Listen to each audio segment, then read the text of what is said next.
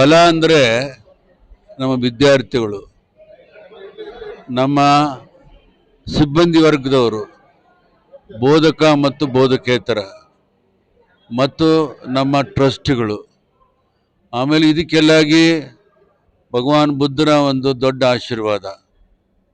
ಆಮೇಲೆ ಪ್ರತಿಯೊಂದಕ್ಕೂ ಸ್ಫೂರ್ತಿ ಅಂದರೆ ಡಾಕ್ಟರ್ ಬಾಬಾ ಸಾಹೇಬ್ ಅಂಬೇಡ್ಕರ್, ಭಾರತ ರತ್ನ. ಇವ್ರ ಹೆಸರಿಟ್ಕೊಂಡ ಮೇಲೆ ನಾವು ಅವ್ರು ಹಾಕಿದ ದಾರಿಯಲ್ಲಿ ಹೋಗ್ಬೇಕಾಗಿದ್ದು ನಮ್ಮ ಕರ್ತವ್ಯ. ಅದಕ್ಕೆ ನೀವೆಲ್ಲ ಬಂದು ಇಷ್ಟಕ್ಕೊಂದು ಸಮಾಜಕ್ಕೆ ಒಂದು ಸಂದೇಶ ಮುಟ್ಟಿಸ್ತಾ ಇದ್ದೀರಲ್ಲ, ಅದಕ್ಕೆ ನಾನು ತುಂಬ ಚಿರಋಣಿ. ನಾನು ನಿಮಗೆ ಹೇಗೆ ವಂದನೆ ಹೇಳಬೇಕು ಅಂತ ನನಗೆ ಅರ್ಥವಾಗ್ತಾ ಇಲ್ಲ. ನೀವು ಆಮೇಲೆ ಬಂದು ನನ್ನ ಭೇಟಿಯಾಗಿ. ನಮಸ್ಕಾರ.